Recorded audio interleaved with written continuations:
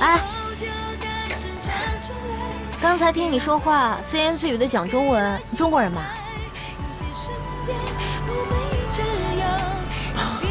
是啊，怎么了？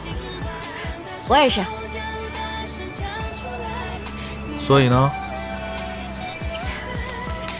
大家呢都是同胞，这点小钱拿去吧。我知道异国他乡生活不容易，可你有手有脚的，只要有心，肯定能找到一份好工作。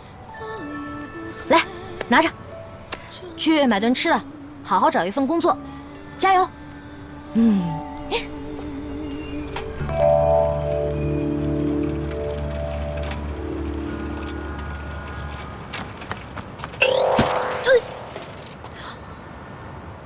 干嘛？小姐，我身上哪个形状让你觉得我是流浪汉了？头发啊，脸啊，衣服啊，喃喃自语啊。哎，停！嘿，你观察的够仔细的呀，你怎么不去当侦探啊？告诉你，不需要你同情。我知道，男子汉大丈夫，男人皆手软是吧？咱们都是同胞，何必拘谨那个小节呢？我虽然没什么钱是吧，但我这点品质还是有的。我爸教过我要助人为乐是吧？哎呀，不用谢我啊！你爸教过你啊？你爸没教过你不要随便给陌生人钱吗？告诉你，我不需要你的施舍，知不知道？啊？听得懂中文吗？拿回去。真逗。不要拉倒！我告诉你啊，乞讨不可耻，羞于承认不修正自己错误的人生才是最可悲的。这也是我爸说的。什么人？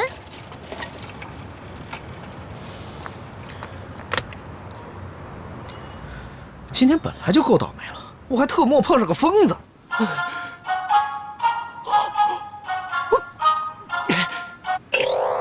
喂，喂，乔哥，你再挂我电话试试。天地良心，我刚才被你妈是连下带审的。我跟你说个事儿啊，我那个电话你是不能再打了，电话都被你妈给没收了。你没出卖我在这儿吧？开什么玩笑？我是那样的人吗？那我妈现在状态怎么样？你妈还是那么严肃，我就没见你妈笑过。不过今天她好像心事重重的。哎，我跟你说啊，你得帮帮我，我的信用卡和提款卡全被我妈给停了，你得想办法救我。怎么救啊？我给你打钱过去，然后你妈发现了，再给我抓回来，这不是个事儿啊！这个也是啊，不能冒这个险。那就是嘛。哎，我说啊，你值当的嘛，不就是一场相亲吗？干嘛非要把自己整得那么惨啊？这是原则问题好吗？我现在刚毕业不久，还有大把的青春可以挥霍。我段天乐再怎么没本事，那至少爱情我得自己做主吧。好，就这个事儿，我在精神上100%的支持你，你就继续流你的浪吧。祝你平安，再见。喂。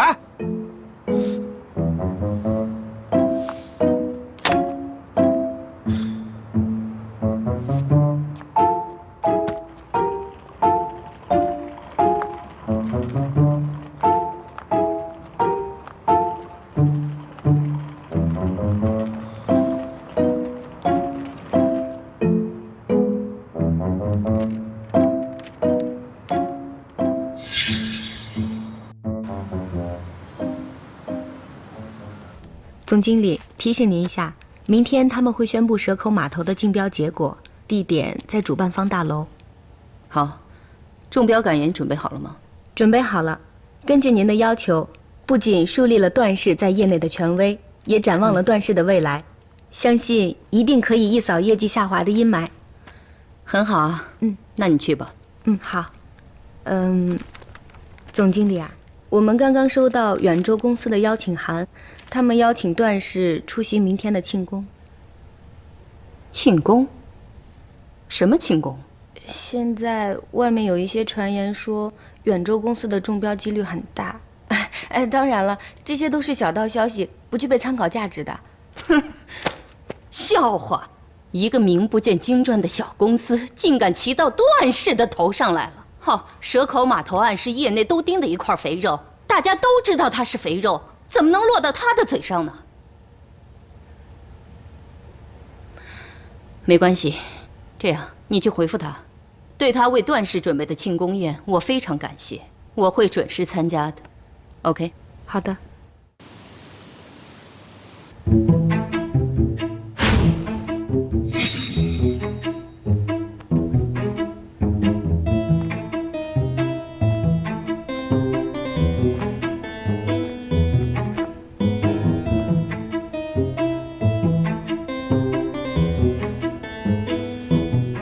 天意，宝贝儿子，起床换衣服啦！起床啦！啊，这起床！阿成的车都已经停在门口了，你快起来，我们一起去公司上班了。妈，我能不去？醒醒醒醒醒醒！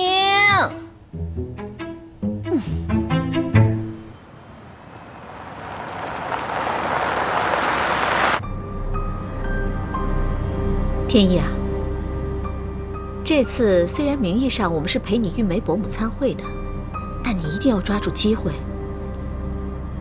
到时候我要让所有的人都看看，到底谁才是段氏最露脸的人。说不定等段氏的案子拿下之后，你也可以参与进去，挑起重任。妈，据说我哥快回来了，我觉得让他负责这个案子挺好的。你说这说的什么混账话呢？这是？哎，你天乐哥不在，你就不知道往前冲了？你是不是大脑痴呆呀你？大哥去了那么多年，我也没见你往上冲啊。这次倒好，老爷子连让我们参赛的机会都不给。我们分公司的地位这么低，还不是因为你无能？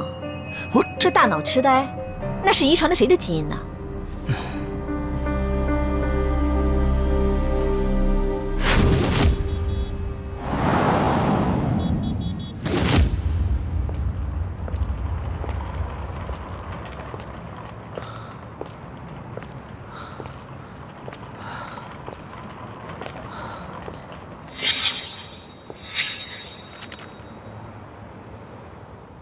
这里是不是有房子要出租啊？说希望租给中国人。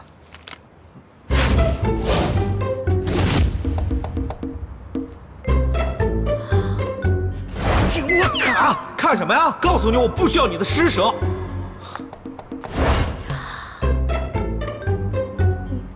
流浪汉，你有手有脚的，只要有心，肯定能够找到一份好工作。哎，哇！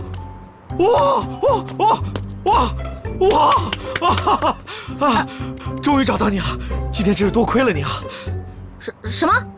你今天早上说的太棒了！我羞于承认，没修正自己的错误才是最可悲的。哎，我现在已经整装待发了，你瞧，是不是焕然一新啊？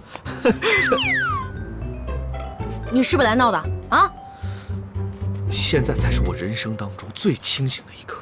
我当然不是来闹的，我是来租房子的啊！我先进去看一下啊。哎，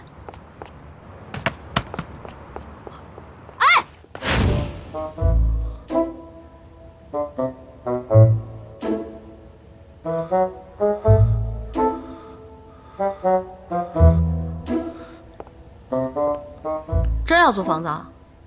当然了，我语言沟通完全顺畅，颜值爆表，霸气侧漏，再加上我这个男人啊，比偶像剧的男主角还要更完美。哎，我就不明白了，为什么你还要质疑我呀？我该质疑的地方还多着呢。首先，你这身行头是不是偷来的？当然不是啦，我这个箱子里面装的全都是名牌行头，只有你想不到的，没有你看不到的。要不要我打开箱子给你看一眼？你穿什么跟我没关系。第二个问题，今天早上干嘛装乞丐？干什么的？有没有职业？我穿这一身，我像乞丐吗？不像啊。像我这种做大事的人，啊，什么职业、什么身份，对于我来说就只是一道枷锁，懂吗？哦，说的也是哈。不过你没有职业，你怎么交房租啊？我这里不是无业游民收容所好吗？麻烦你出去。我呢，出去，出去！等一下，看来我不说不行了。我实话告诉你，其实我是一个武林高手。啊？我是华山派第68代传人。因为江湖多难，人心险恶，师父派我到异国他乡修炼一门绝世神功。我周游了全世界，发现这里是个人杰地灵的好地方。今天早上，我在街上对电话亭拳打脚踢，即将要走火入魔，幸好你及时出现拯救了我，要不然我现在早已命归西天，一求无价宝，难得好房客。我相信这一切是最好的缘分。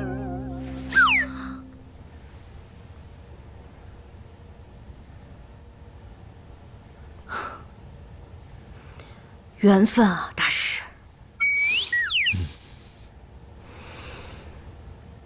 你当我白痴是吗？你还敢变得再假一点吗？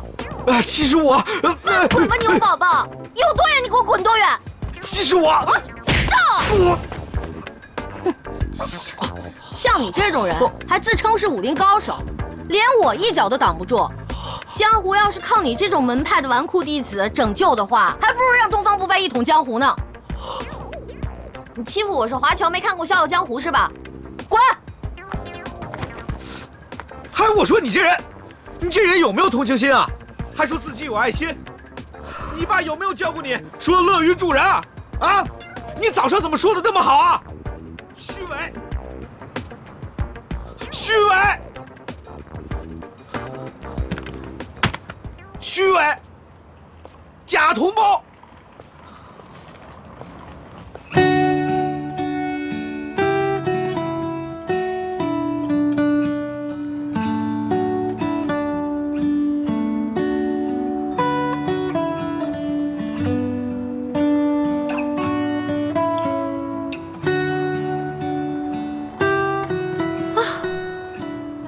穷，也不至于把房子租给个神经病吧？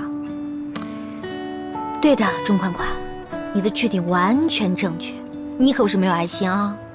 因为你家里头已经有了一个麻烦的老爸，何苦再给自己找一个麻烦呢？对吧？对，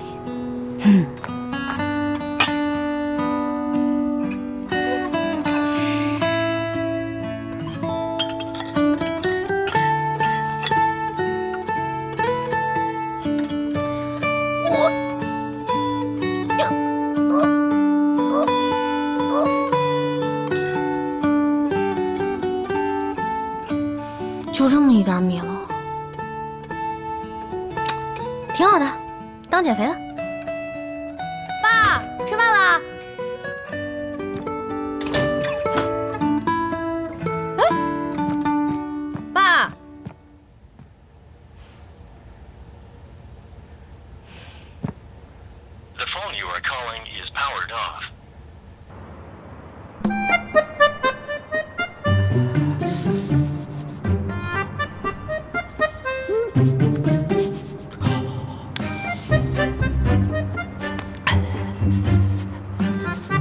我今天晚上不会就在这个地方过夜了吧？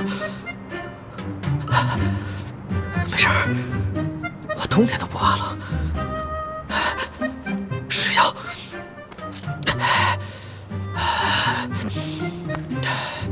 睡。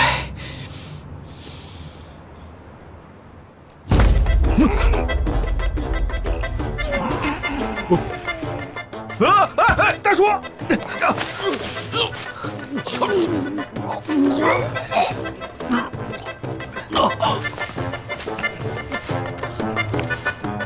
大叔，您没事吧？大叔，有救了，有救了，有救了！你会说中文啊？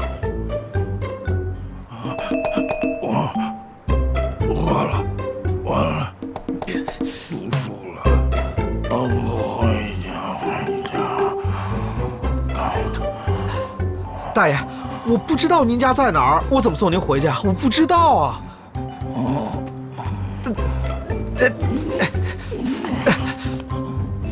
大爷，我今天本来都已经够倒霉的了啊！您就在这儿睡一晚吧，啊，您只能自求多福了。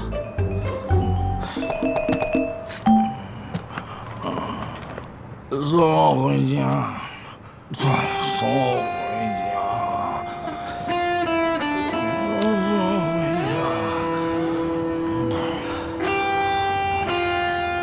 我段天乐是那种见死不救的人吗？可是派出所在哪儿啊？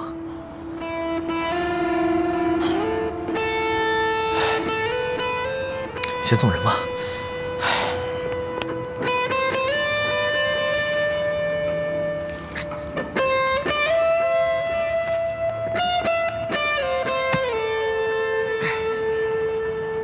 有人吗？有人吗？来人呐！爸，你怎么又喝多了？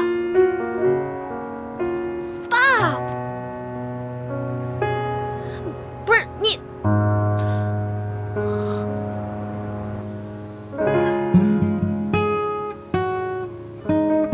喝水。我不喝。躺下，慢点啊！躺下，哎，慢点。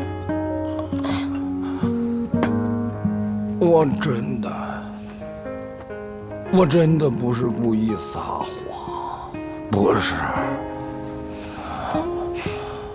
我再也不赌了。知道就好。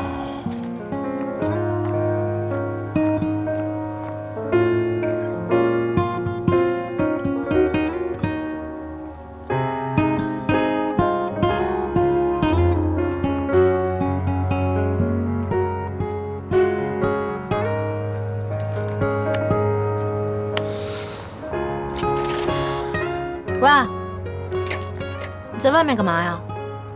难道我要进去给你第二次机会把我赶出来啊？今天谢谢你了。不用客气，我就是来看看你爸是不是没事儿。我可不像某些人，说同胞必须要互相帮助啊，可到关键时候呢，是怎么做的？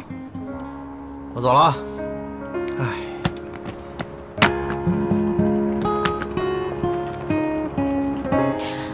哎，你真没地方住吗？不然呢？你有钱付房租吗？没有。没有。很意外吗？我或许现在很穷，我也没想过我这辈子会有身无分文的时候。可是我身上还有很多的无价之宝，比如说我的帅气、我的开朗、我的讲义气，这些都有。再见。等一下，你要是可怜我的话，就大可不必了。就算我露宿街头，我也不愿意祈求任何人。我的人生我自己做主。真的吗？我还想天寒地冻的，想收留你一下呢。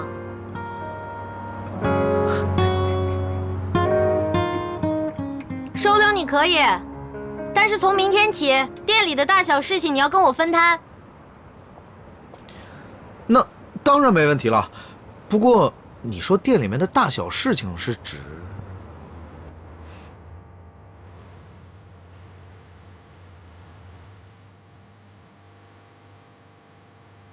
我们家是开巧克力店的，但凡巧克力类的食品呢，我们几乎都在制作贩卖。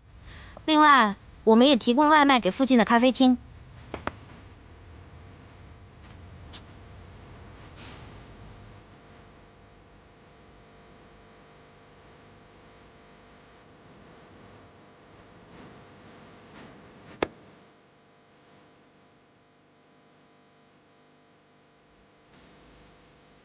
巧克力最主要的成分是 cocoa，cocoa 树在希腊文的意思是诸神的食物，所以巧克力等同于是一种幸福的梦想。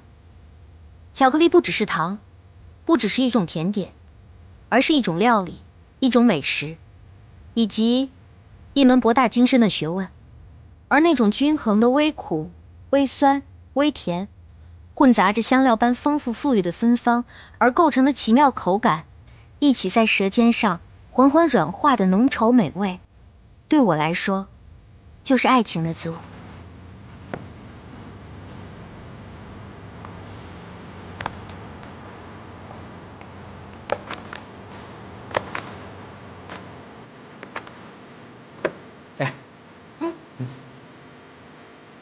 OK， 我懂了。你讲了那么多什么爱情的道理，你还不如直接说你是一个野蛮的女汉子，我又不会嘲笑你。你说什么？我说你啊，一点都不温柔，平时穿着打扮又过时。你没有男朋友，我一点都不意外。我有男朋友。他是不是瞎？我，对不起，我无意冒犯，我就是想不明白，怎么会有正常的男人会喜欢你？我就让你看看，是不是没有人看得上我，还是你瞎？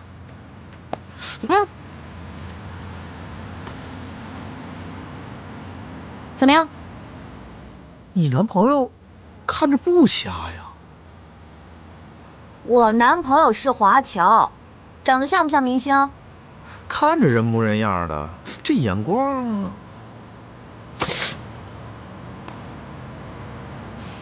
好了，看在你收留武林人士的份上，怎么说你也是个重情重义的人。那你男朋友就是不看重外表，看重内在的人，简直就是人杰之士。我对你们的评价只能这样了啊！再说下去的话，我就要遭雷劈了。闭嘴！我不需要你认可，我现在以老板的身份命令你，跟我去送货。好，是 boss。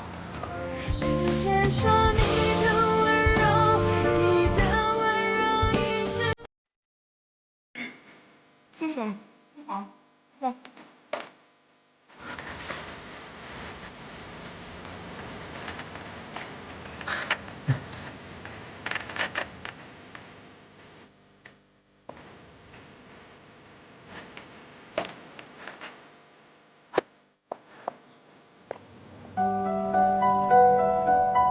干嘛啊？哎，你看，餐厅里坐着那个就是我男朋友，欧阳浩。你跟他约好了来这儿啊？我都说了我是来送货的，我是那种公私不分的 boss 吗？那人家怎么在这儿啊？这就叫心灵感应，懂不懂？我都好久没见他了，我要给他一个惊喜，看到我他一定开心死了。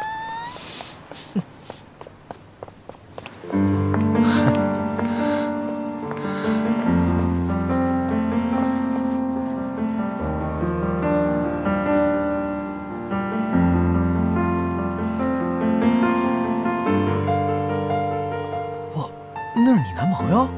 我就知道你骗我！你看见没有，人家干什么呢？啊，一白富美！哎，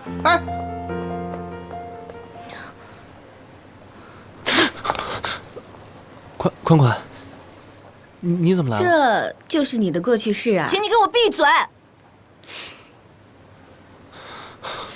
欧阳浩，你今天必须给我个合理的解释，他到底是怎么回事？你说你功课忙，你让我做一个不黏你懂事的女朋友，我都答应你了。我这么信赖你，欧阳浩，为什么？你为什么要用劈腿来证明我对你的信任？我真是个笨蛋！宽宽，其实我一直想跟你说这事儿。说什么？说我在他面前就是你的过去是吗？欧阳浩，欧阳浩，你太过分了！去死吧你！越纠缠的在现实中为了显帅，不愿释怀，别给自己做让朱光华，那些荒唐的忠孝，死的让人无力去爱，彼此言语的交汇，都是无心无感的伤害。朱光华，别让自己掩埋，无非都是幻觉。朱光华，朱光华。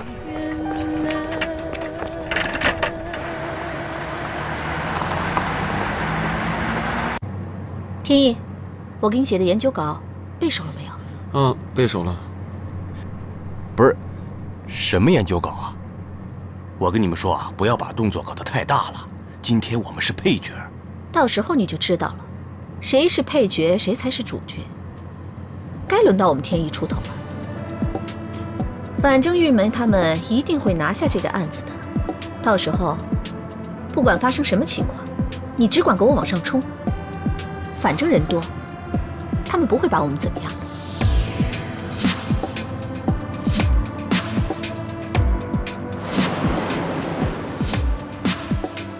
都准备好了吧？心里有数，一定好好表现啊！知道了，你放心。看你的了。在公布结果之前，首先要感谢各个集团的参与。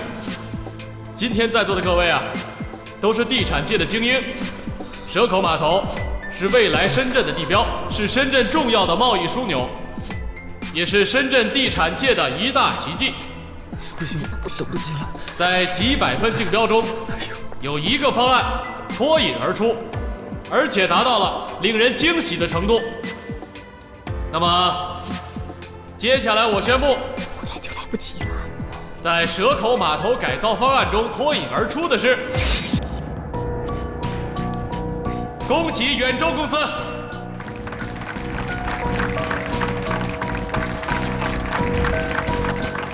蛇口码头改造的重任呢，今天就正式落在你们身上了。有请中标企业代表上台讲话。哎，这谁呀？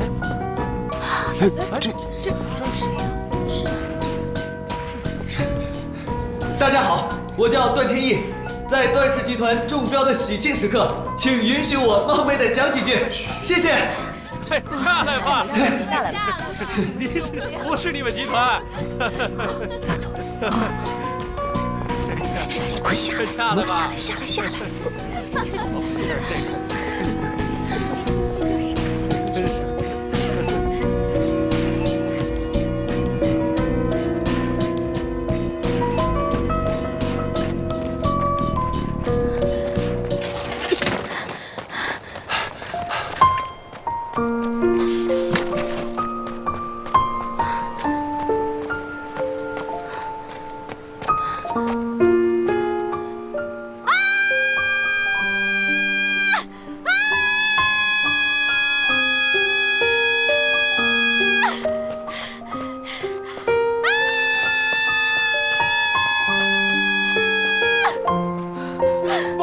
豹子，你别做傻事啊！啊！你才做傻事呢！谁叫你一副赴汤蹈火的样子啊？哇塞，你还会流眼泪啊？太丢人了！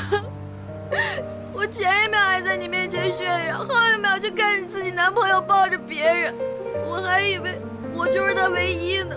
没想到人家已经把我给忘了。我这人吧，从小就糊涂。我上课的时候忘了带便当，下课的时候忘了带书包，钱包、笔记本、电话，我什么东西我都丢过。没想到，这次居然把自己最重要的东西给丢了。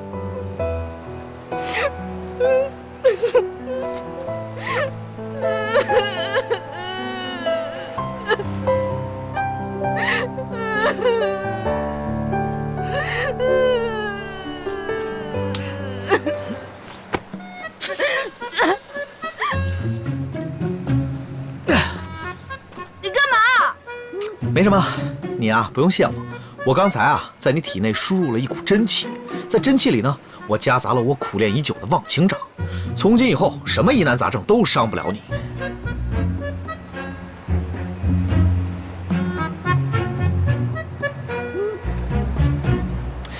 还挺管用啊，还差一点，等一下啊。来，嘴张开。巧克力，这是我们门派啊另外一样高科技产品——5步绝情丹。你耍什么白痴啊？这明明就是巧克力！快站住！1、2、3、4、5，你刚才已经走过5步了。从此以后呢，你之前发生的爱与恨，此刻你全部都忘记了。这明明就是我做的巧克力，我自己还不知道，瞎扯什么呢？爱情这个东西啊，它就是大脑内分泌的一种物质，知不知道？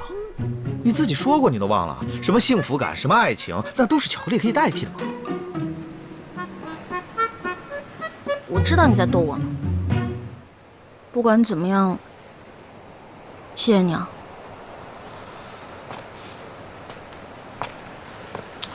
窗外是风，天空中的落叶一片片飘落。我问你一个特别简单的问题呗，你喜欢欧阳浩什么呀？我喜欢。我们俩15岁就认识了，在一起7年了。他身上每一点我都喜欢。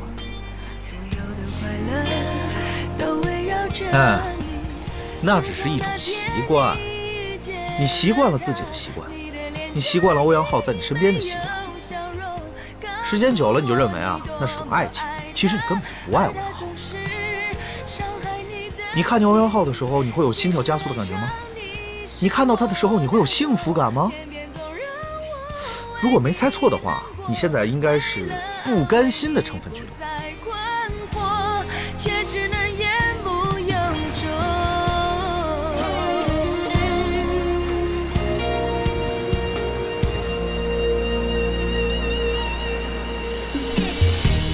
从没想过你会知道我一直陪在你。年轻人嘛，出了点小状况而已，没关系的。周叔叔，实在抱歉，我刚才一进门我就听到请中标方发言，所以我就……哎，有什么可道歉的？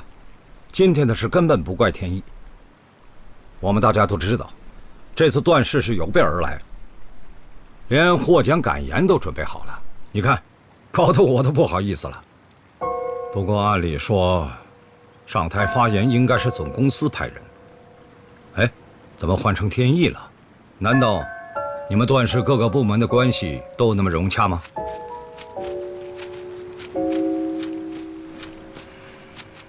恭喜你 ，Mr. Zhou。段氏作为企业的前辈，看到远州的进步，自然是很欣慰的事。谢谢。如果你不介意的话，可否欣赏一下你们优秀的设计图呢？好啊。各位，今天的庆功酒会才是重点，我们将会把我们的方案拿出来与各位同仁分享。远州有能力带领整个行业进步和发展，大家相互学习嘛。各位，请。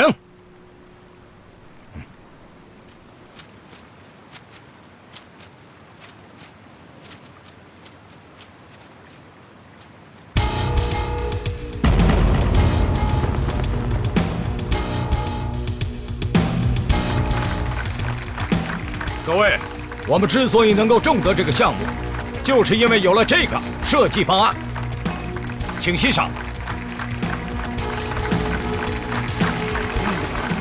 好，太好了。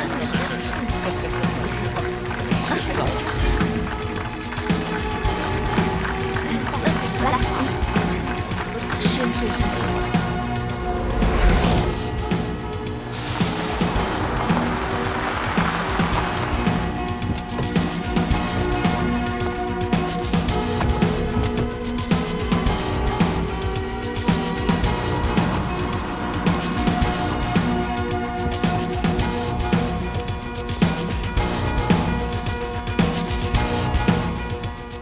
今天是怎么搞的啊？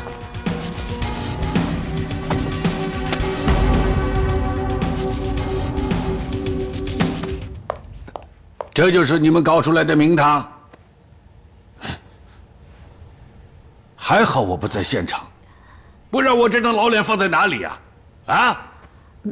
爸，您先消消气儿。秦秘书，老爷子的参茶泡好了吗？啊。需要审查的是你。天意搞成这样，传遍天下，大家都知道了。现在我们段氏扑了个空，难道段氏中标，你就把这个事情交给天意做吗？现在国内建筑业蓬勃起飞，为什么我们这个段氏老字号业务反而倒退了呢？为什么在今年最重要的蛇口改造案上，我们会错失良机呢？启昌。段氏有6家分公司是你掌管的，这种状况，你有什么看法？爸，会议桌上我是董事长。爸，不，董事长，我认为我们最近出的几笔商品，在设计上都存在一些问题。不过要想迎头赶上，最快的办法就是找一些著名的设计师跟他们合作，让他们来做我们的活招牌。我是完全同意齐昌的看法的。我觉得目前国内最知名的设计师就应该是阮大师了。当然了，不止国内，他在国外的知名度也是响当当的。所以阮大师的背景不需要多提，他是我最尊敬的设计师之一，我还和阮大师有过几面之缘。但是这一次我们错失了这么一个好机会，我以后怎么可以继续跟他在业务上有联系呢？玉梅啊，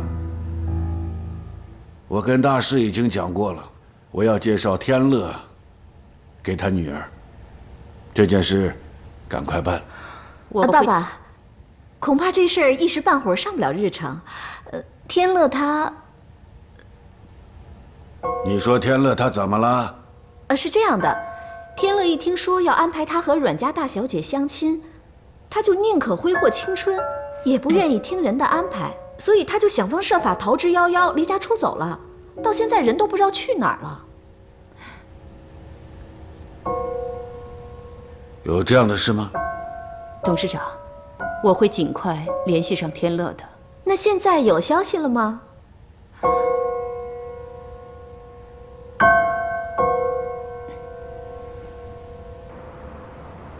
卖巧克力喽！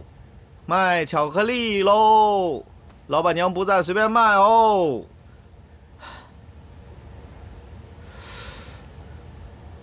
我堂堂段氏接班人，我在这浪费青春干嘛呢？算了，不管了，开心最重要。巧克力随便买，巧克力，巧克力，老板不在，随便买。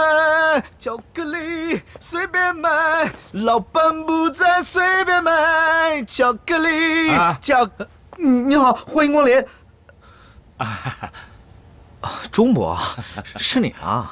哎，我们家款款呢？哎，对了，他怎么能放心让你在这照顾店呢？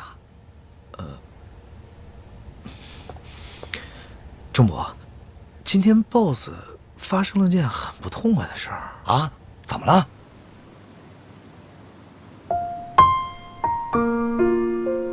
是不甘心吗？不是，一定不是。我干嘛听段天乐的鬼话呀？他没一刻是正经的，还鬼话连篇。他凭什么裁决我的感情啊？没错，我是喜欢欧阳。欧阳也只是一时的迷失，他还是在意我的。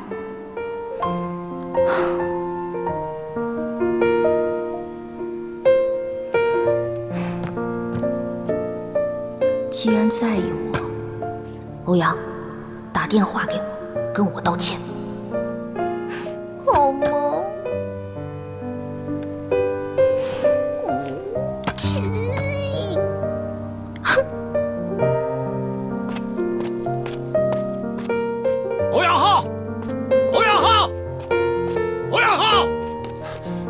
钟伯，为什么欺负我家款款？我让你再欺负一个试试！我让你再欺负。董事长，我认为我们的当务之急应该找出我们这次失落的原因。我个人认为，这次不是我们的失败，可能是有些人在这里借力。继续啊。远州公司从一个名不见经传的小公司，突然跃到了行业的热点。我总是觉得有些蹊跷。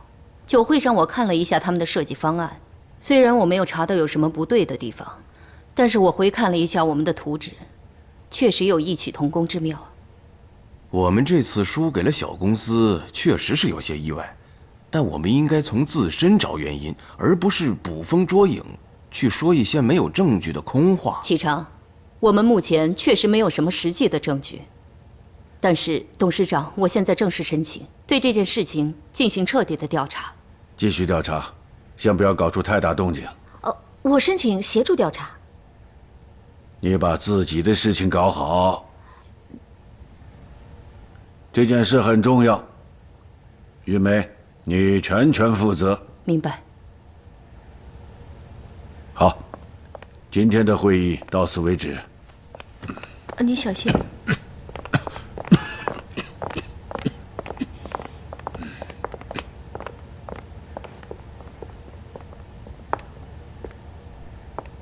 美心啊，至于这么着急在老爷子面前打我小报告吗？我是不急呀，反正一向掌管公司业务的都是大嫂你，我跟齐昌管理的只不过是分公司，再怎么也不能跟你这个总经理相提并论呐。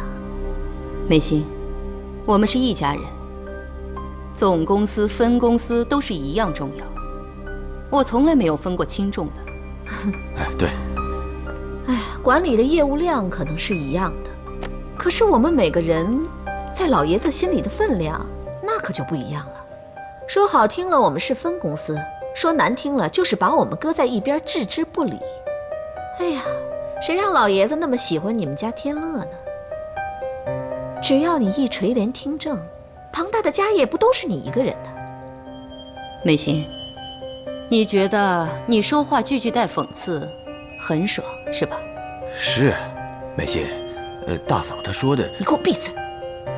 我说错了吗？难道你真想在你侄子手底下讨生活？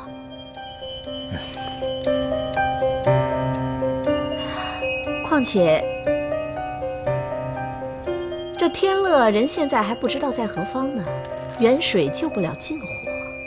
一旦老爷子想通了，同意我们家天意跟阮大小姐交往，那将来扛大梁的还说不准是谁呢。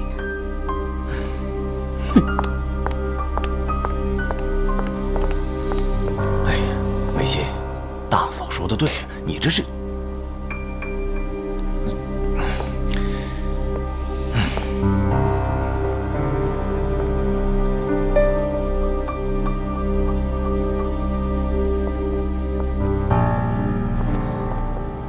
总经理，你小心。我来，喝口水。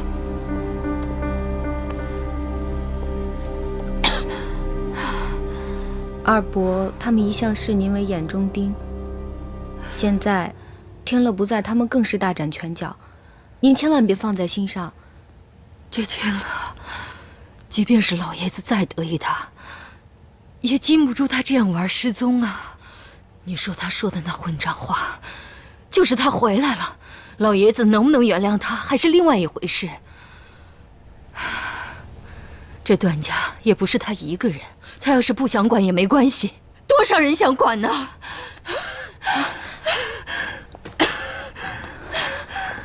来。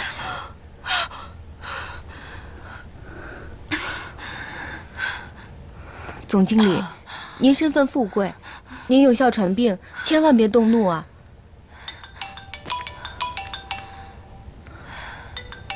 喂，什么？好，我知道了。总经理，找到天乐了。他在哪儿？他跑到国外去了。什么？这个混账东西！总经理，为了逃避，他居然跑到国外去了。他不把我这个妈当回事啊！他不知道我这个妈的难处啊！我要这个儿子有什么用？我要这个儿子有什么用？有什么用？总经理，总经理，总经理，喂，120吗？总经理。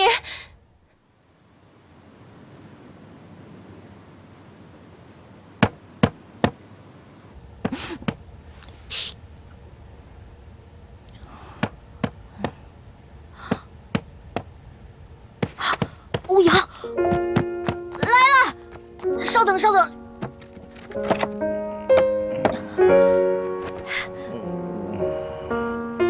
爸，钥匙忘带了。怎么又喝酒了？你够了没有啊？没够。哎呀，你怎么又……没够。哎呀，钟涛，你别老让我应付你的醉酒还有赌债，我是你女儿，不是你妈。你说你改，你说你改，你说了多少次了？如果有录音带为证的话，800卷也不止了吧？是，可能你今天是挺苦闷的，我呢，我也不好受。你为什么就不能让我放个假，让我躲在你怀里哭一会儿呢？女儿，你别说话。以前妈在世的时候，你不是这样的，因为你对甜点的热情，我们才有了这家店。因为你的负责任，我过得无忧无虑的。为什么妈走了以后，一切都变了呢？你这是在折磨我们吧？女儿，咱不这么说好吗？你就是在折磨我吧？是因为我害死了我妈，是不是？款款，凌晨漫步在霓虹的街道，却忘记我们想要去的地方。喝了杯啤酒，睡在马路上，这样才会显得我们也很浪漫。你急促呼吸，我有一点慌张，闭上了眼睛，放下一切伪装。天慢慢亮了，你已不在身旁，留我一个人独自欧阳，徘徊。见面？找不到现在？你说的天堂，你是在这人海找不到前进的方向，迷失了你的爱，找不到那蔚蓝寻觅着那道光，找不到童话的美好，困在这悲哀。凌晨漫步在霓虹的街道，却忘了我们想要去的地方。你老爸的杰作，你不会不知道吧？你老爸来找我，不分青红皂白，上来就是一顿打。你是说，我爸去找过你，还打了你？难不成我自己打的？打完以后就忽然变成了恳求的语气，说要我和你和好，说至少要好好跟你谈谈。他说的也对，毕竟在一起7年了嘛，要分手也该谈清楚。所以，你今晚找我出来，是要跟我分手的是吗？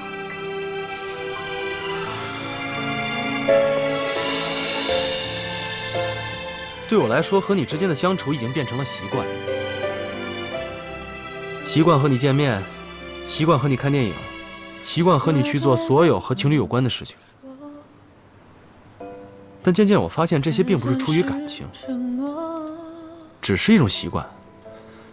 我觉得倦了，累了，时间久了，感情淡了，爱情也死了。你明白吗？还真让他说对了，你们男的还真是这样想啊。其实分手并不是一件坏事，你大可以趁这个转机，好好修正一下自己。修正？修正什么？你平时的穿着打扮根本就是个男人，而且性格刁钻易怒，你有时候动作表情很夸张，你自己都不知道吧？一点都没有小女生温婉优雅的样子。作为你的前男友，我真不希望你这样走下去。甜美，温婉。你是说今天在店里碰到的那个女生吗？欧阳浩，你曾经跟我说过，你最喜欢的就是我的开朗、大大咧咧的样子。怎么了？你曾经最喜欢的这些优点，现在都看不顺眼了是吗？我觉得你应该找一下自己的原因，宽宽。我是不想看你再这样走下去。你要是喜欢一个人，你能从他身上找出1000个、10000个优点。你要是不喜欢他，曾经的那些优点都会变成缺点。欧阳浩，你连跟我分手都能说成是为我好，你不觉得你太虚伪了吗？你已经把自己定义成前男友的身份了，你已经单方面决定要分手了，你现在来跟我说这些干什么呀？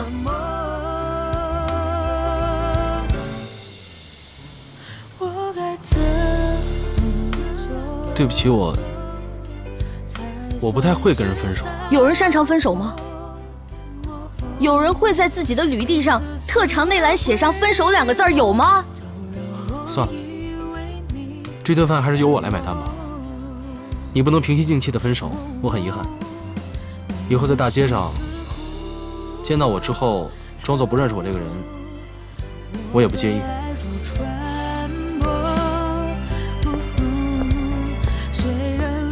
等一下。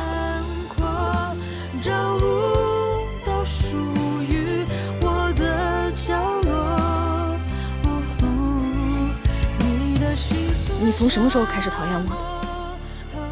还是说，从头到尾，你根本就没有喜欢过我？你以前说的那些话，都是骗我的，是吗？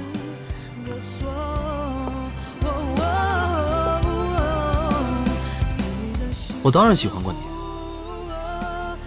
但爱情对我来说，就像一个定时开关，家用电器的那种，你知道吧？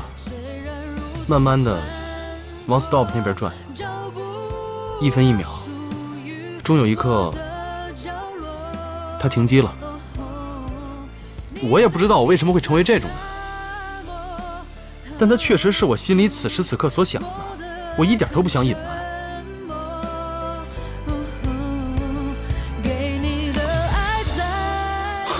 我是曾经喜欢过你，那个傻气却诚恳，迷糊却执着，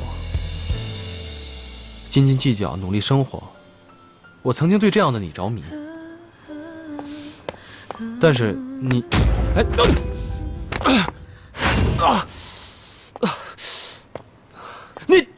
你谁呀你？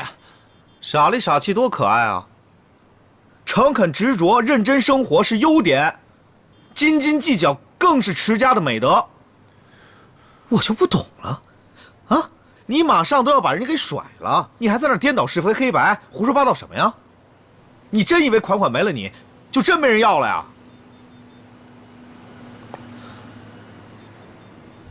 不要再犹犹豫豫，不想。你到底要折磨我到什么时候啊？啊，你就为了这么一个烂人？你就弃我于不顾吗？我有钱，有房，有车，有存款，可是为了你，我这些什么都可以不要。只要你一声令下，我马上可以为你去死。告诉我，我怎么样才可以得到你的心啊？不要说了，不要在这个烂人面前再说一个字。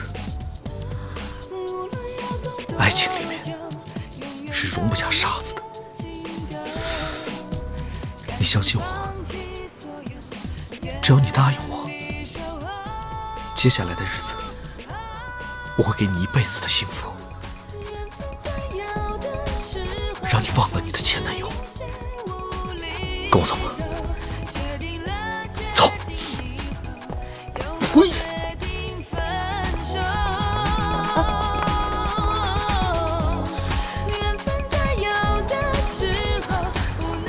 怎么样？我帮你扳回一城了吧？我临场反应还行吧？他肯定真的认为我在追你啊！我觉得分手就得分得有面子。是好兄弟，什么都别说了，请我吃顿好的。谁需要你帮忙了？我说过需要你帮忙了吗，段天乐？你看见我出手，你很开心是吗？凭什么跟踪我？凭什么插手我跟别人分手？钟管管，钟管管，钟管管，你等等我！钟管管，你等等我呀！钟管管，钟管管，钟管管，你等等我！钟管管，哎，钟管管，哎，下雪了，钟管管。它一点一点扎根在泥土中，从没想过你会知道我一直背在你左右。钟管管，钟管管，你看下雪了，下雪了，你看下雪了。都围绕着你，自从那天你遇见了他。哎，钟管管，不闹了行不行啊？啊，我今天都看你哭第2次了。今天什么日子？月10啊！刚才分手的时候不是挺坚强的吗？怎么又哭了呀？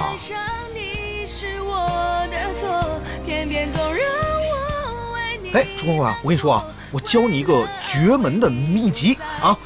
你回去啊，拿一张纸，你把今天不开心的事情啊全写纸上，回去一把火把它给点了。就算烧不完也没关系啊，你把它藏在雪里边。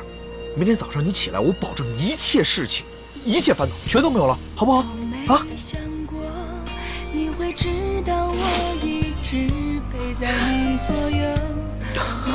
孤奶奶，我求你了，哎，你不哭了行不行啊？我求求你了，我段天乐这辈子最怕女人哭了，我求求你了。你的脸颊已没有笑容，告诉我你多么爱他，而他总是伤害你的心。终于下雪了，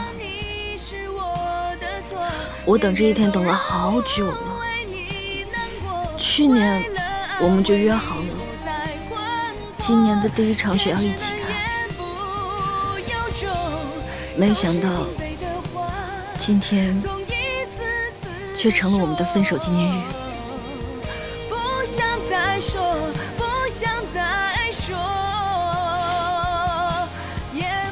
他刚刚说的不公平，我们15岁就认识，我早就计划好了，25岁我要穿上洁白的婚纱，和他一起走进教堂；35岁我要生2个可爱的宝宝；45岁我们事业有成；55岁我们退休；65岁我们当上了爷爷和奶奶。哎，等一下，哎，你是机器人吗？你为什么要用这样的方式来规定你自己的人生啊？啊？那为什么不是你15岁的时候认识他啊，然后用7年的时间发现这个人的品质是有问题的，果断分手？25岁之前又交了一个新的男朋友，有一段新的恋爱，这不也挺好的吗？你懂什么呀？你有认真规划过自己的人生吗？像你这种只知道自助旅行的背包客，根本就没有为自己的人生规划过吧？谁跟你说我只是背包客的？我就必须要把自己的人生规划清楚，因为在这个世界上我不是一个人，我还有爸爸。今天我爸为了我去找欧阳浩算账，我误会他了，还说了很多不该说的话。今天呢，钟伯去找欧阳浩，是我跟钟伯说的。我可不是故意的啊，是你们说话太大声了，我不小心听到的，而且我也没听到什么，我就是听到你害死你妈妈。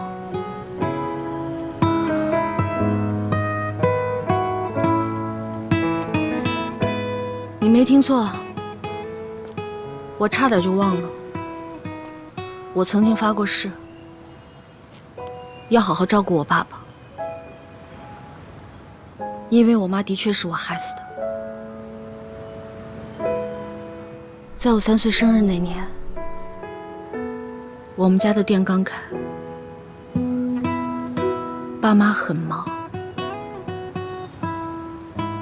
忙到连最后一块巧克力蛋糕都卖掉了。没有生日蛋糕的我，又吵又闹。我先走了。妈妈为了哄我，在去买蛋糕的路上出了车祸。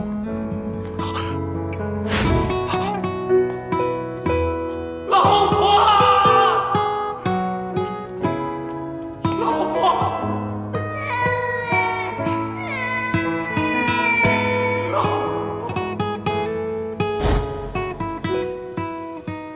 所以我这辈子都没过过生日，因为我的生日就是我妈妈的忌日。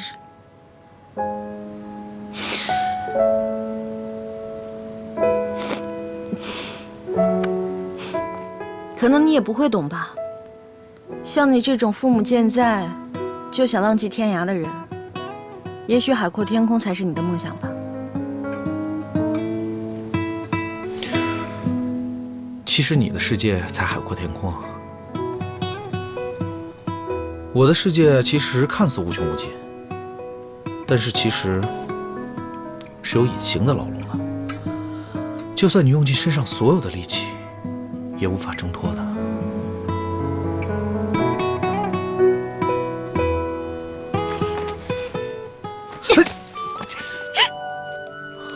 少给我来武林人士那一套啊！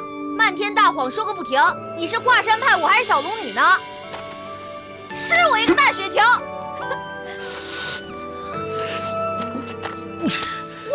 你怎么哭跟笑都在一瞬间啊？我告诉你，我不会让自己难过太久的，我可是很看得开的。开心是一天，不开心也是一天，我干嘛让自己不开心啊？来吧，嗨！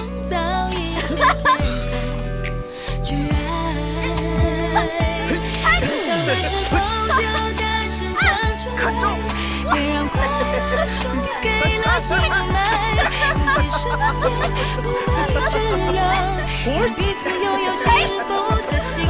有唱的时候就大声唱出来，别让不爱遮住。你回去啊，拿一张纸，把自己不开心的事情全部写在纸上，回去拿个火把它点了，烧不完没事啊，你把它藏在雪底下。明天早上起来，我保证一切事情、一切烦恼全都没有了。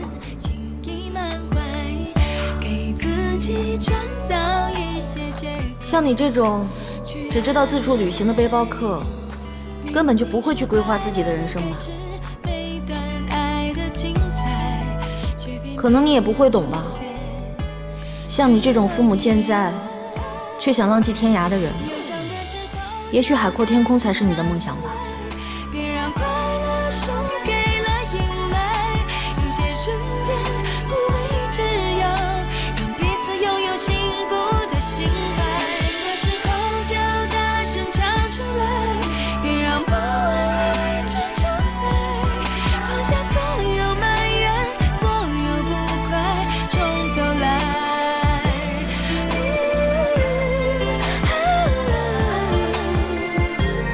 有时纯粹是意外，别离开，一定还有机会重来，拼尽全力击败所有意外。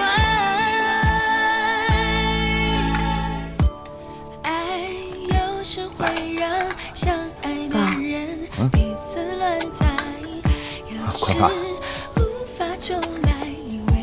爸，你怎么还没睡啊？哎，宽宽，你看啊，有再多的不愉快，也都在爸爸亲自为你调制的甜味当中给融化了。这味道啊，我只做给你吃，别人有钱也没用，休想尝半口。因为你是我的女儿，是我最珍贵的宝贝。爸，对不起，我没想到你今天会为我去出气，我还以为……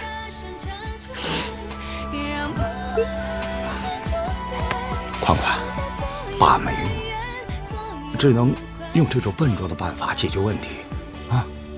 离开那个混球，你一定会找到一个更棒的。我的女儿天下无双啊！爸，我相信我一定会找到更好的，哪怕最后我找不到也没关系。我有一个这么好的老爸，我什么都不怕。那该轮到爸怕了，爸可不想这辈子老听你在耳边絮絮叨叨。今天晚上是谁在这絮絮叨叨的呀？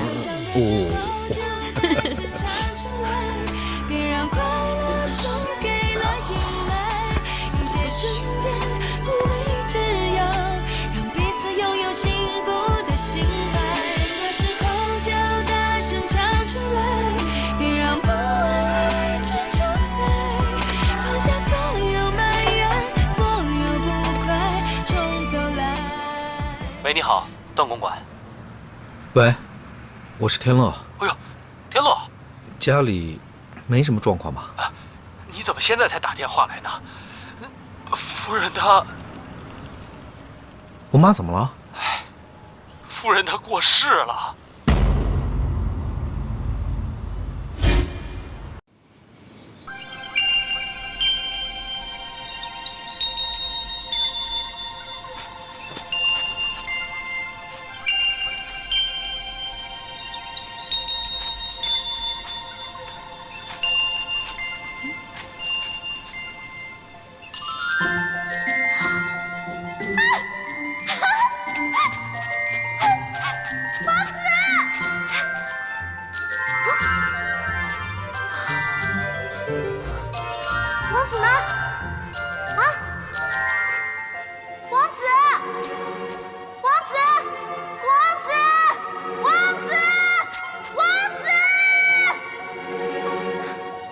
款款，款款，钟款款，钟款款。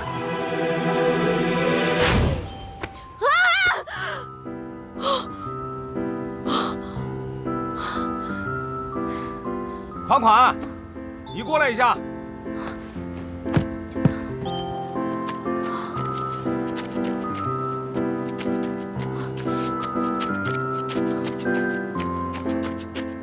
哎，来！一大早就不见人了。哟，款款，他是不是偷了我们家东西就跑了？咱们家有什么可偷的呀？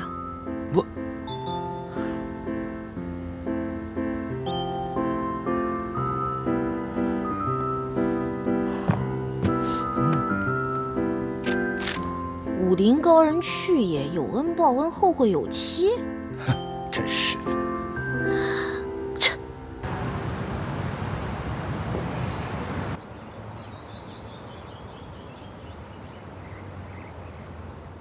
现在整个地产界都知道，段家有个二孙子是个沉不住气的。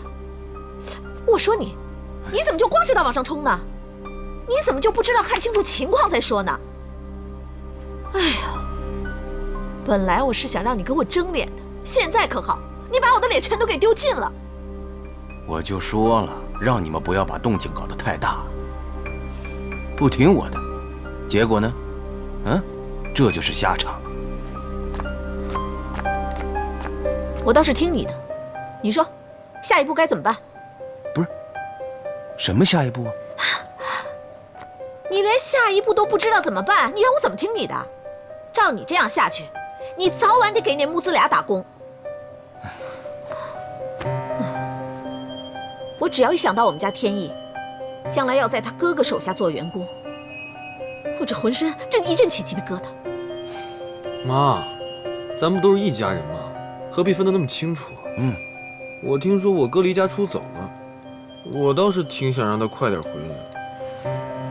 你听听，你说这种话有出息吗？啊？你倒是不想插手，可是在这个段家，如果你不分清楚的话，你将来连立足的地方都没有。我问你，我这么做是为什么呀？我就是为了等我们100年之后，你好在段家有个1亩3分地嘛。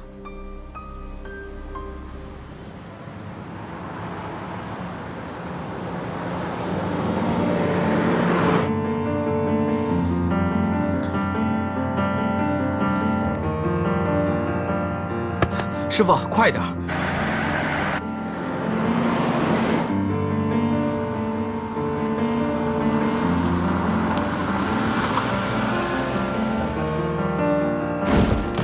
妈！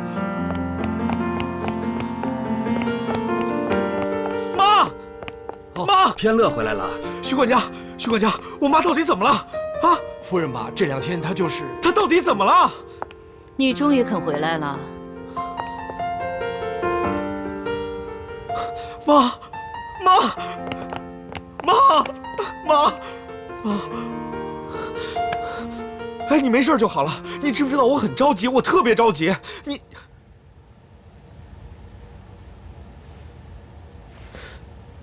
你没事啊？徐管家是不是你老奸巨猾，故意用这招骗我的？是我这样嘱咐徐管家的，不然你会乖乖回来吗？妈！你这种事儿能随便跟我开玩笑吗？不是的，天乐，前几天夫人真的是哮喘病发，真的送进了医院。好了，徐管家，这儿没你的事了。天乐，跟我过来。你骗我！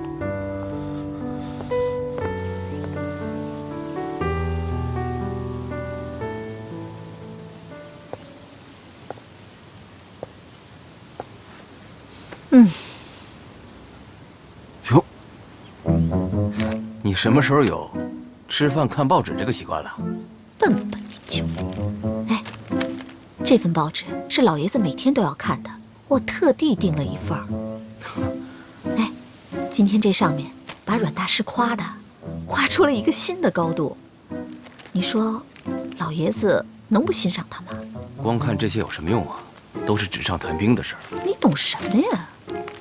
我今天就会见到如萍了。你跟他联系上了？那你空想什么呀？我早都已经安排好了，按照我的计划，今天下午就可以完美的偶遇他。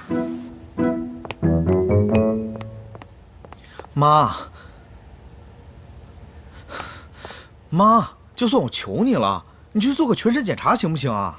别把话题岔开，我自己的身体，我知道该怎么照顾。倒是你知不知道你是段家唯一指定的继承人？那不还有天意呢吗？段天乐，你知道你在讲什么吗？天乐，你爸爸去世的早，现在你爷爷年龄又大了，段家能在业界有一定的一席之地，全靠我这个女人在外面打拼。你都这么大了，你还想看着妈妈这样辛辛苦苦的干下去吗？再说了，段家现在的事情，难道你一点都不知道吗？对于你，我们段家没有什么期望，我就是希望你别给我们丢脸。如果你连这点都做不到，你真的是对不起你的爸爸，也对不起段家的列祖列宗。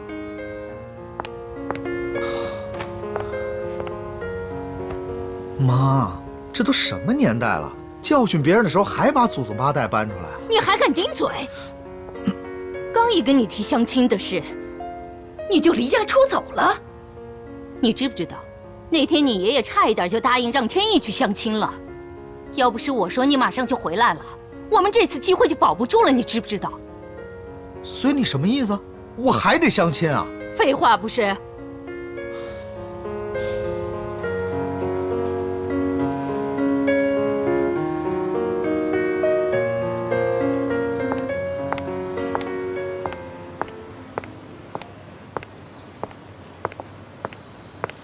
您好，这衣服有人订了吗？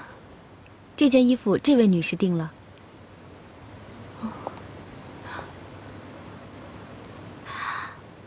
如萍，美熙，哎呀，真是太巧了。这么多年了，你一点都没变。哪儿啊？跟当年比，我老的可不是一点点哦。哎，我这人呐，也开始老了。瞧你这话说的，我儿子也20多了，我才老了呢。哎呦，瞧你说的，好像我没孩子似的。你忘了，我女儿也20好几了。哦，你这话的意思，可是让我有误解啊。你是要把你家的千金介绍给我的宝贝儿子啊？梅心呐，梅心，你还是这么幽默。你忘了，我答应你们家老爷子让玉莹和天乐见面的，啊，怎么可以出尔反尔，言而无信呢？也是，你向来都守信用的。哎呀，只可惜啊，你看现在，计划不如变化快。什么意思啊？你还不知道啊？哎呀，你看我，是天乐离家出走了。什么？阮世雄是世界闻名的建筑大师，跟我们家是门当户对。你要做了他的女婿，将来你接了班，那你自己就有了靠山了。我跟你说过多少遍了，人家给我们机会，那是我们的福气。妈，我跟你说多少遍了，我根本不喜欢相亲，我也不需要靠山，你就对你儿子这么没有信心啊？对，我对你就是没有信心。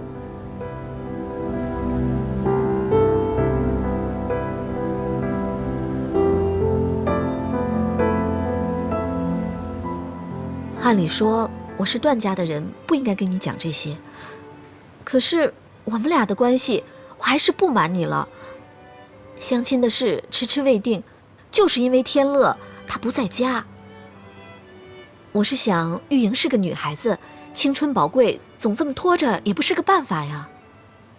咱们俩都这么多年的关系了，我能不向着你们吗？天乐，这孩子呀，太不定性。还是我们家天意稳呐。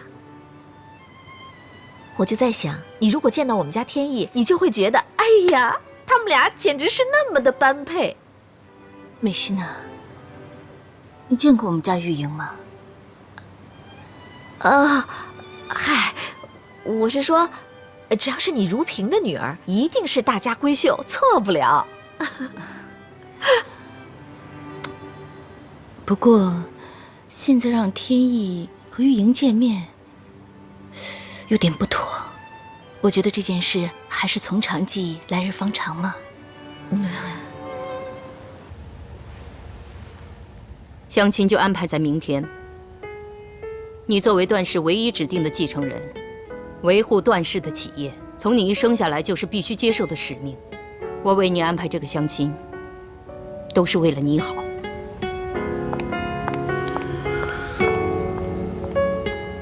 我当然知道，与生俱来，我就不是一般的人。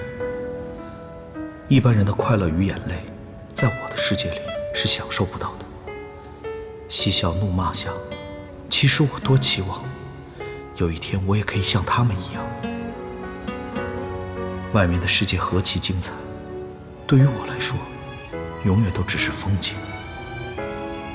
或许在旁人眼中，继承了段家的基业，等于是一场天生的王子加冕，但伴随而来的压力与束缚，却更像是齐天大圣顶上的那个金箍。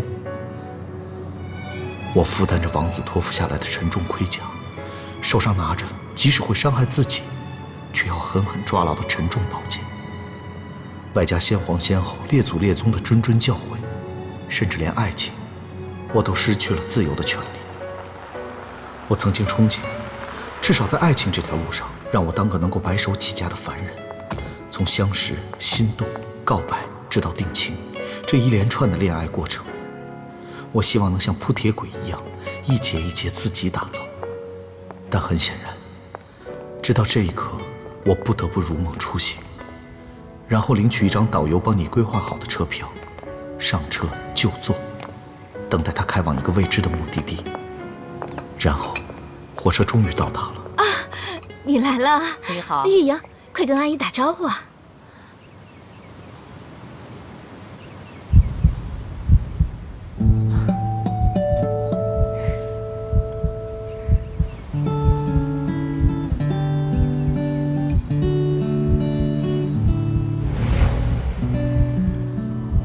那一刻，有一支箭射向我，不偏不倚，直中心房。于是我知道，那个该死的弓箭手叫做丘比特。于是我知道，在这世上，真的有一种致命的感觉，叫做一见钟情。伯母好，我叫阮玉莹，很高兴认识你。你好，玉莹。天乐，天乐，初次跟伯母见面，总要做个自我介绍吧。阮伯母好，我是段天乐，今天见到您很开心。啊，好了好了，来坐下谈，请。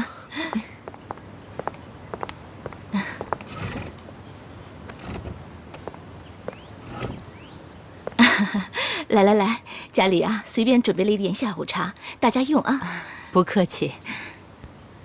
天乐啊，你应该为之前的事向人家道歉。啊，抱歉啊。不用不用，天乐啊，我听说你是纽约大学建筑系毕业的，是不是啊？嗯。他爸爸师兄跟你们学校的马丁教授特别熟。马丁教授？嗯。哦，对，马丁教授，我跟他特别熟。那个伯母，改天我们3个可以一块吃饭。啊，天乐，马丁教授是教授，你是学生，你们是师生之间的关系，怎么能没有分寸呢？没关系没关系，反正在家里轻松一点嘛。你可不知道，我们家玉莹啊，平时在家跟他爸爸也是没大没小的。今天呢，你阮伯父公务在身，不在家啊，没关系没关系，阮大师公事繁忙，我们会理解的。我们家世雄啊，在设计方面年纪越大越吹毛求疵了，每天围着这个图纸啊转来转去。那没关系啊，正好我们段氏集团有几个企划方案，还真希望阮大师吹毛求疵一番呢。其实呢，段氏这几年的发展，我也都看在眼里。说心里话，就是在工作方面，我还真做不了世雄的主呢。啊，没关系，来日方长嘛。以后他们经常走动，经常一起聊，我们也多走动走动嘛。是是是，哎呦，瞧瞧瞧，我们俩说的，把这2个年轻人都晾在一边了。是啊，我们太急了。玉莹啊，我们说这些，你是不是觉得很闷？啊，没有，我从小就喜欢看爸爸谈工作时严肃专注的样子，听伯母聊这些，我觉得很熟悉。我们女儿就是这样的。玉莹啊，这样吧，你带天乐呢到我们家转转，顺便看看你爸的设计图，还有你画的画。我们走吧。啊，好。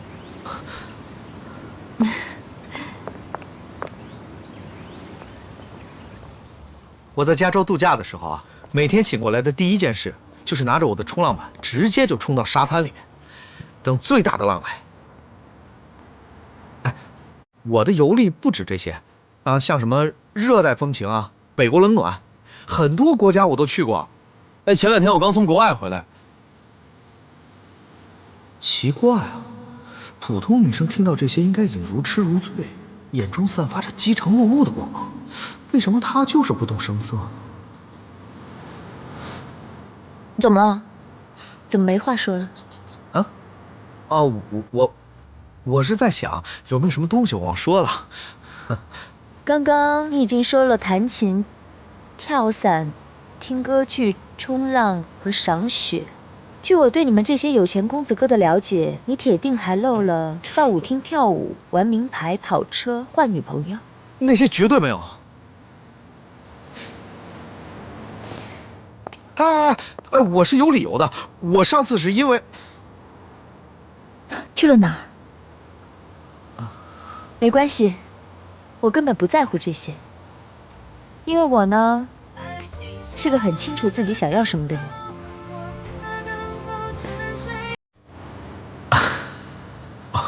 我明白，我也是这样的人。我第一眼见到一个人的时候，我也就知道我到底会不会喜欢他。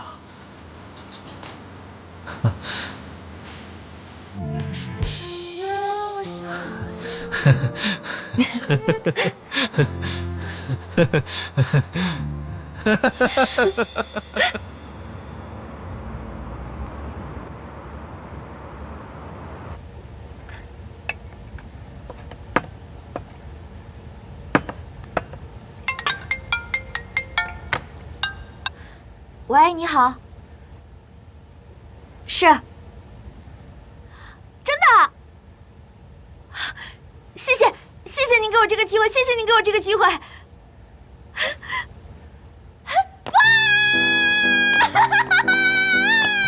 谁？谁打劫了？到底谁打劫了？怎么回事？有一个好消息要告诉你，一家新开幕的华人度假村在找甜品供应商，我常去送货的那家咖啡店老板推荐咱们了。哦，哇塞！好，那咱们竞争会不会太激烈啊？我想了一下啊，咱们只要通过企划部门的评选就行了。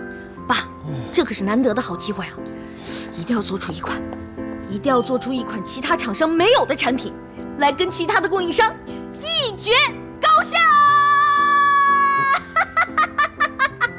老婆，我该怎么办？我终究还是没有能力把女儿照顾好。我要怎么告诉她，我把房子都赌输了？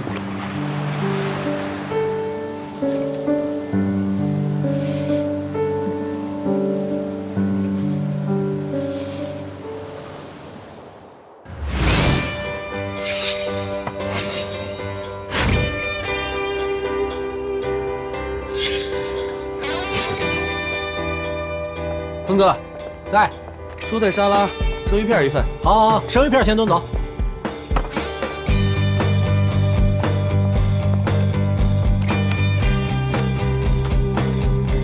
亨哥，哎，季节时蔬番茄肉酱面、铁板炒饭。好，知道了啊。你小子，你什么时候回来的你？我的红烧乔亨呢？你等着。说说吧，兄弟。我跟你说，要不是我妈出招把我骗回来，我还不回来呢。不过我昨天已经认了我相亲的宿命了。哎，结果呢？结果呀，风平浪静啊。不过有一个唯一不好的就是，又多了一个爱情的俘虏啊。我跟你说啊，其实相亲没那么可怕，可怕的是，在相亲的短短几个小时里面，你可以让对方直接就把你爱上。哎，等等，你的意思是，之前被你放鸽子的那个相亲对象，怎么着？他现在喜欢你了？容我提醒你一下啊，他的名字叫阮玉莹。此刻他爱我已经爱得很深了。那你呢？你什么意思啊？我就再看看吧，看看他表现怎么样。我瞅你这副德行，你这不也不讨厌他吗？那你就赶紧对他展开攻势啊！你还不早点回来，整得我被你妈天天拉出去审问去，这手机都给我没收一个。咱们俩是兄弟，你说这干嘛？我再送你一个手机。哎，这个正。其实我这次离家出走，也不是完全没有收获，我还是增长了一点见识的。我最纳闷的就是，你身上1毛钱都没有，你是怎么活下来的？哎，是不是偷偷住你妈别墅去了？我傻呀，我能自投罗网吗？我那几天呢，就是在一个华侨家里面打工，一个外表不像女孩，内心也不像女孩的女孩。我每天天不亮的时候，我就要开始上班，守在炉火前面煮巧克力，充当人力搅拌器。接着呢，还得骑脚踏车去送货，骑得我2条腿都快断了，更别说一边骑我还得一边担心盒子里的巧克力有没有平安无事。哎，最惨的就是就算客人只买了1个巧克力，我还是得弯腰鞠躬到底。这样下来，你知道有多辛苦吗？何况，事情的结果却和付出的努力完全不成正比。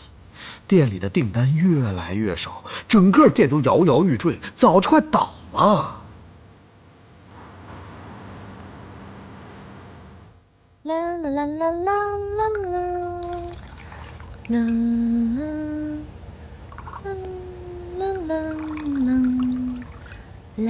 爸，咱们家的店啊，最近越来越有起色了。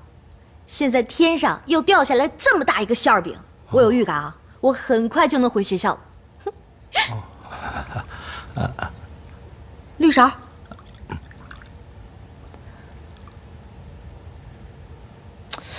怎么回事儿，钟涛先生？我要绿勺，你这拿的什么东西啊？哦，我看你真是老眼昏花了。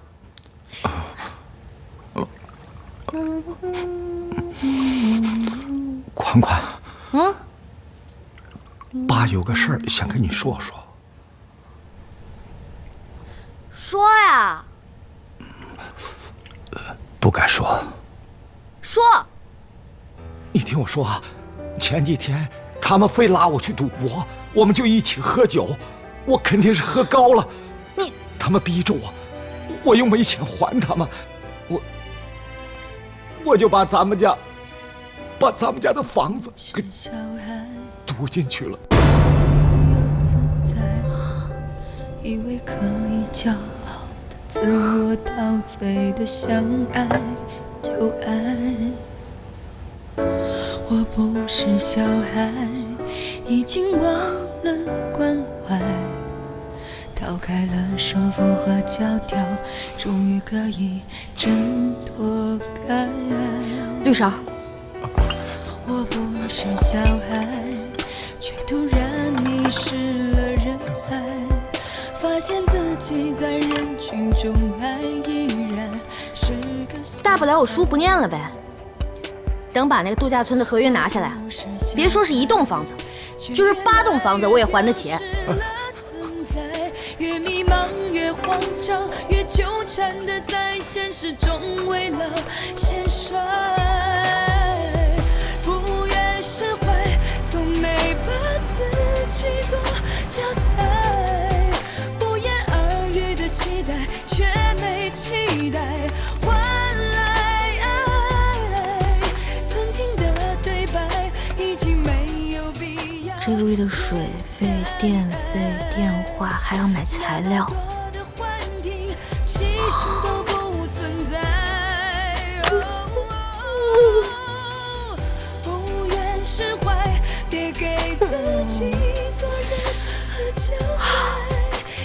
钟款款，你一定可以的，你一定能够拿到这个大合约，加油！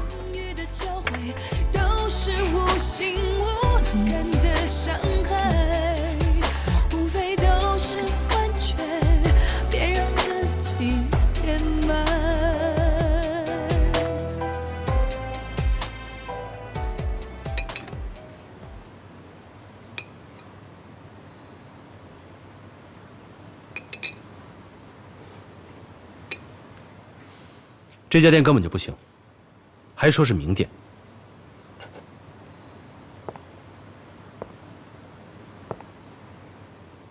这2家则是敷衍了事，看得出不是手工制造的。至于最后这一家，水准还不错，但是缺乏特点，所以我们就跟最后2家签约，让他们轮流供应我们需要的巧克力。经理，我们为什么不单选其中1家呢？因为人难免都会有惰性。拿到了长期合约以后，很难保证品质不会改变。我要他们在供应期间继续竞争。好了，把巧克力都拿下去吧。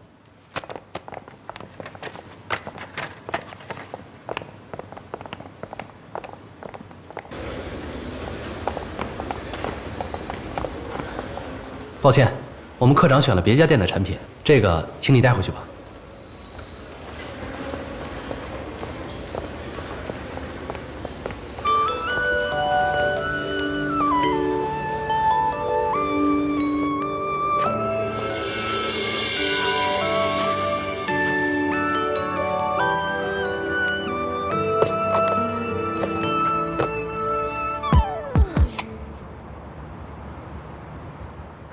么嘛，就吃了这么一点儿，这怎么能尝出味道嘛？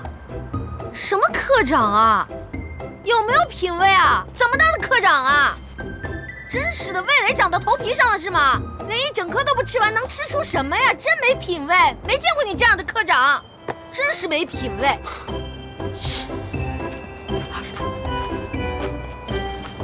你是中国人啊？怎么？突然间吃这么多巧克力，血糖会升得很快，对身体不好。我们家的巧克力我爱吃就吃。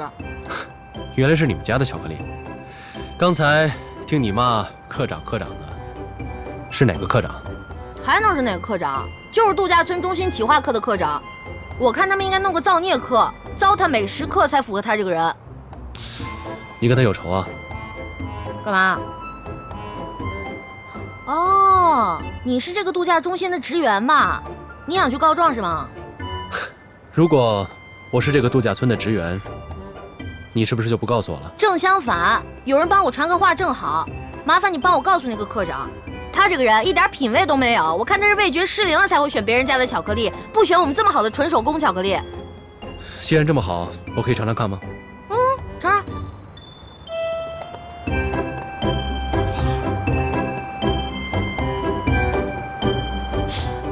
你们家的巧克力味道是还不错，可是缺乏特色。我们家的巧克力缺乏特色，这巧克力可是我不眠不休好几天没睡觉做出来的独门巧克力，好吃的让人想把舌头吞进肚子里，简直能诱发人的暴食症，懂什么呀？听你的意思，好像还有点恐怖啊。虽然大家都是中国人，语言相通，但也不一定会当朋友。大家萍水相逢，再会，不见。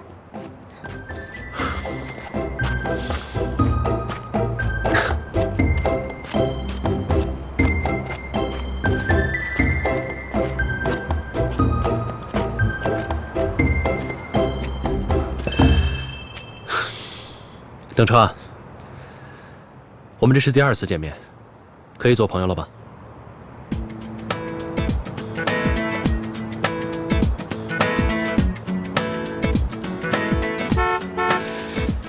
车来了。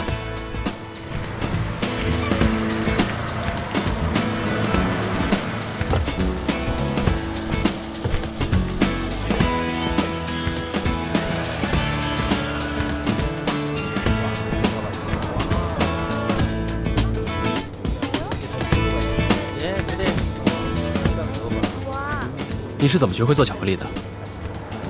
我爸就是巧克力师傅，巧克力我从小就会做。那这么说来，你刚才说的全都不是瞎掰？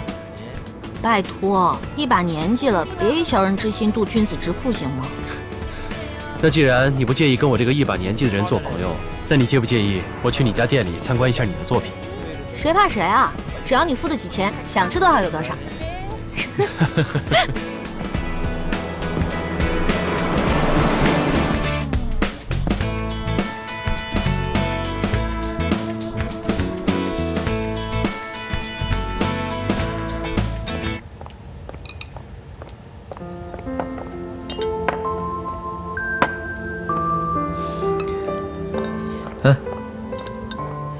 今天真是难得啊，全家人都在一起吃饭。爷爷，哎，来，给你吃一个芋头烧鸭。爷爷血压高，不能吃太油腻的。哎呀，爷爷，由二婶给你把关，我这煮熟的鸭子可就飞喽。来，天意，谢谢哥，就爱胡闹。告诉我，你相亲的结果怎么样啊？就是相亲嘛，还能怎么样？那阮师兄的女儿漂亮吗？爸，这玉莹不仅人长得漂亮，还落落大方、出入有礼，跟我们家天乐啊是天生一对儿。怕就怕人家看不上咱们天乐吧？胡说！凭我们天乐的学历、外貌、家世，还有什么可挑剔的？哎呀，爸，天乐的确算得上是天之骄子，不过对方也是阮世雄的独生女。放眼望过去，城里的那些富商名流，都巴结着想跟阮世雄结为亲家，竞争者挺多的。就是啊，就是。况且像这种大家闺秀，恐怕更喜欢稳重一点的男孩子。天意，来吃菜。谢谢妈。我哥从小就女生缘很好，我觉得玉莹肯定会喜欢他的。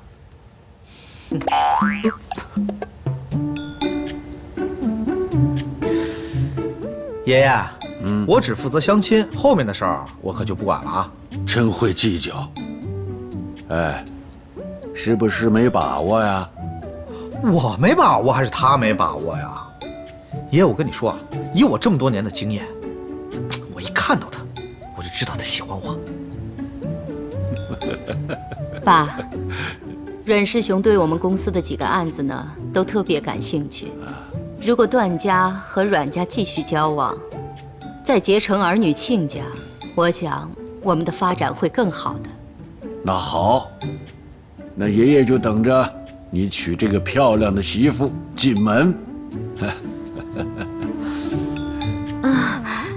能结成亲家自然是好事，可是，天乐，你可不能把这件事给搞砸了。阮家可是我们集团日后合作的对象，不能把人家给得罪了。美心啊，有你替天乐操心，我可轻松多了。都是一家人，这是应该的。我是了解天乐的，爸爸，天乐是咱们家的孩子，咱们自然知道他是有点顽皮，可是外人不了解，还以为他是纨绔子弟呢。我懂了。美心啊，你是怕阮家不了解我们家天乐，所以特别跑到阮家去，告诉阮家的人，我们天乐为了躲避相亲，离家出走了，是吗？啊？哎，有这种事吗？不是，爸爸，我也是最近因为相亲才跟他们聊了聊，我没想到美心跟她的老同学如萍最近来往的如此密切，是吧，美心？你就跑到阮家去，讲我们天乐的坏话啊？爸，也不是坏话。其实阮氏雄夫妻呢是非常聪明的人，他们知道了整件事情之后，特别希望玉莹和我们天乐相亲，特别希望这件事能成。不过呢，如果有人背后不安好心的话，这件事情啊，很难成定局。就是啊，就是啊。那个，我也只是突然间提起了这个话题，怎么可能去破坏呢？爸爸，来，您吃菜。为了庆祝你生平第一次相亲成功，爷爷给你喝一个。好，爷爷。哎，来，爷爷。哎，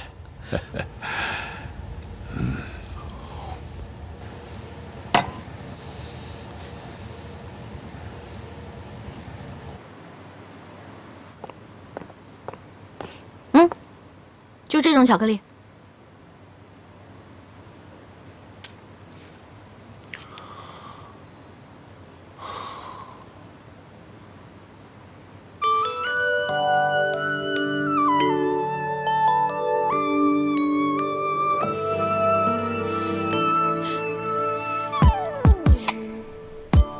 爱有时会让相爱的人彼此乱猜，给自己很好吃，我第一次吃到这么特别的味道，酸酸甜甜，是奇异果。奇异果呢，代表初恋的味道。奇异果的清爽补足了巧克力醇厚的部分。至于这个橘色的呢，橘色的部分是因为加了柑橘，柑橘的清香刚好配合了巧克力的浓郁。挺识货的嘛。你别看这两种巧克力的颜色长得奇怪，味道可是顶级的吧？的确是顶级。可是我在想，你为什么不拿这种巧克力去参加评比呢？唉，这两种巧克力啊，放在店里，客人都不肯试吃。那我想问你一下，你们店里的常客都是什么样的？就是附近商品街的婆婆、妈妈还有小朋友什么的呀。哼，那就难怪了。像你这种颠覆传统印象的巧克力，很容易遭到那些保守的客人的排挤。可是度假村的客人都是来自世界各地的，所以他们的接受能力与那些妈妈截然不同。你的意思是说，如果我把这个巧克力拿给那个度假村的科长试吃的话，他有可能会回心转意？非常抱歉，我想这是不可能的。为什么呀？因为我在下班的时候，已经把合同发出去了。你的意思是说，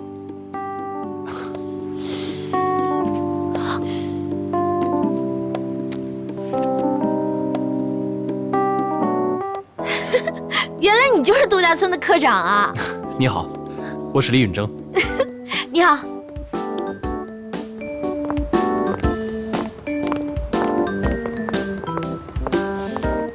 妈，二叔二婶他们怎么还不出来啊？别问那么多了，二叔二婶肯定被你爷爷留下训话了呗。走。大嫂，还是你行啊，在老爷子面前不露痕迹的就摆了我一道，真有你的。美心啊，我劝你还是把心思用在分公司的经营上吧。走，天乐。二叔二婶，再见。天意，哥，记得打电话，拜拜啊。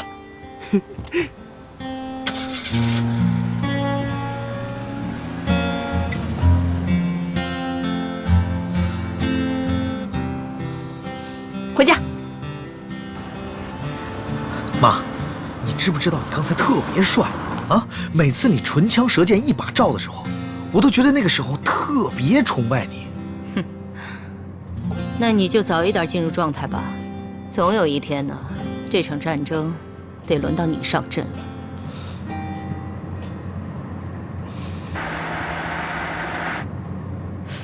哎，你说这段天乐，早不回来晚不回来，偏偏这时候回来，好不容易我们家天意和玉莹刚刚有点苗头，就凭他那个纨绔子弟，也妄想把玉莹给娶回家，他做梦！